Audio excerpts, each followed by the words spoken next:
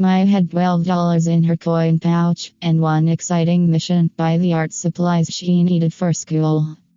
Then she spotted it, the coolest little robot in the whole store. It cost all $12. Maya wanted it right now. But her list reminded her about the sketchbook, pencils, and paints she needed for tomorrow. Leo asked, is the robot a need or a want? What would you choose, the robot you want or the school supplies you need? Think carefully. 3, 2, 1.